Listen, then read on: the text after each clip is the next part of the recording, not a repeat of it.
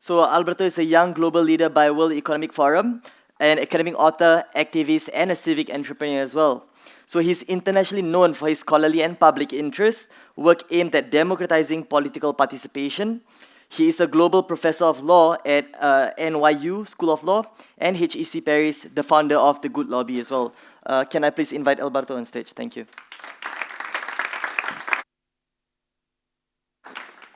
Thank you so much. Let me ask you, how often do you make a difference in life? How much do you care about people you don't know? These are very difficult questions for each of us, but unless we start asking them, the issue of inequalities won't leave away. Let me introduce you to Samina. Samina, she's a second-generation migrant, currently working for a multinational in this country. She's working very hard. As a child, she wanted to become a teacher, but now she spends most of her day behind the screen of a computer and working for faceless corporations. And then we have also Ian here with us. He's an engineer who recently retired after having worked as an engineer and project manager for most of his career. Now he struggles to fill up his days. He's getting bored. And we still have somebody to introduce you, who is Emma. Emma, she's in her 20s. She's a student. She really wanted to become a fashion designer, but her parents decided to convince her to study law. She has plenty of time to devote to people who she likes. What Samina, Ian, and Emma have in common? Well, they're all very accomplished individuals who have much more to give to society than what society is able to let them do. Does it sound familiar? How many of you feel somehow the same? Feel that they have much more to give than what society allows them to do? I certainly do. As an academic who has been in the ivory tower for many years, and I'm still there, I write scientific articles that takes me years to write with only 10, 12 people reading them. I teach to students who will only retain around 10% of what I do say, which of course is pretty gloomy. But when it comes to you, I wonder whether you do much better. I wonder whether you are able, unless you're a doctor or a nurse, to channel your expertise and desire to make a difference for many other people. But isn't that a paradox, that the more society professionalizes, the more society becomes educated, the less capable it is to take full advantage of those qualities? Every single day, we accumulate more knowledge, more expertise, and more talent. But at the same time, we are enabled to convey, to channel that growth into the right direction for the people who have less. And we just heard about those who have less. Our educational systems, our political systems, our societies do not seem to be ready to convey those forces for good into society. In a way, they lock us into our job descriptions. You are a student, you are a professional, you are an academic, you're a refugee, you're a migrant. How is it possible you cannot be more than one in our society? There's a refusal for this, an entire refusal. In a way, if you face this, we often try to do something about it, and that's what you're already thinking.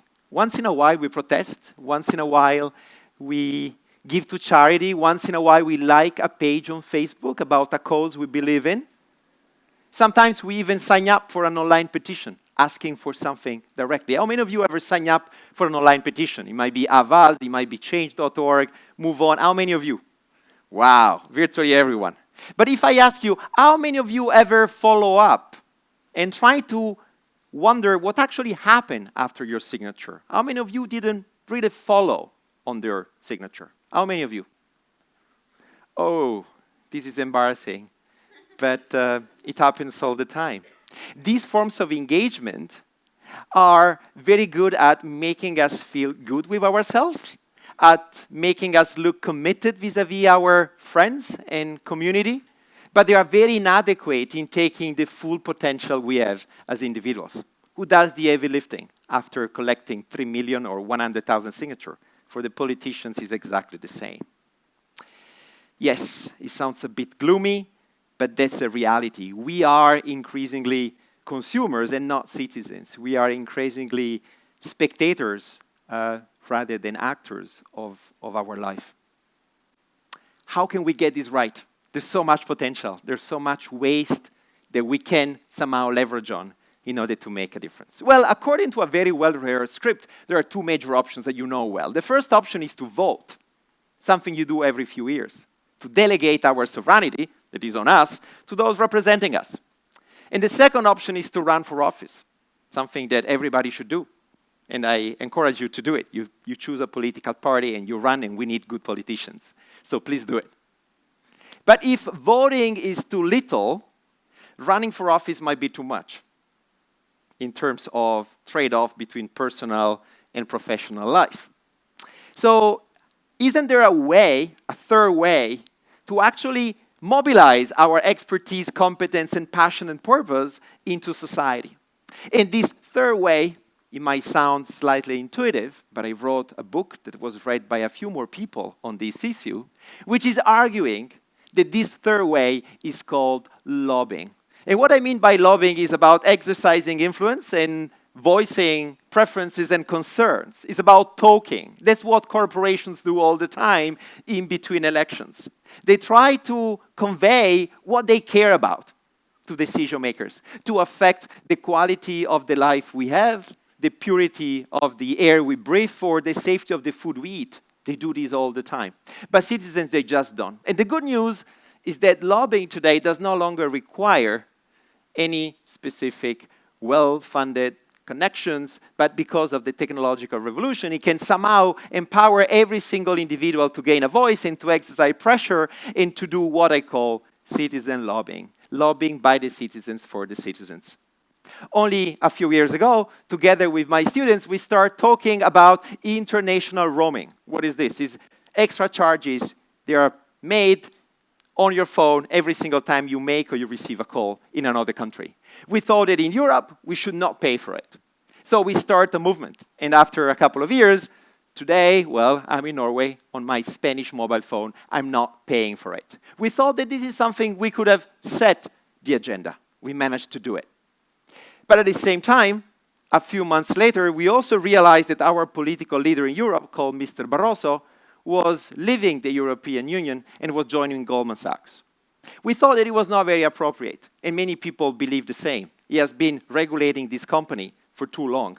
So we built a movement, we forced the European Union to change the rules of the game, and now it's no longer possible to switch so easily from the public sector to the private sector. After a few months that we have done this, a German called Martin Speer started campaigning in Europe in order to make sure that every single European citizen, this applies to Norway, by the way, will receive a free ticket to travel across Europe and to learn diversity, to learn how different we are. 700 million euros have been set aside to make this possible. There are many more examples I can give you, but all what these examples have in common is that individuals can do two things: can hold their policymakers accountable and can set the agenda. They can tell them what is important today. That's what we have achieved only a few months ago when we start talking about the need to protect whistleblowers. Whistleblowers are those individuals working in the public or in the private sector and witnessing wrongdoings. And these people today, if they talk, they run the risk of losing their job.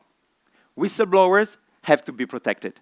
And now, after a long campaign, we managed to convince the European Union to create one European-wide regime that will force all European countries to protect whistleblowers in order to make sure we can take advantage of the power of citizens to report, to talk, and to develop this.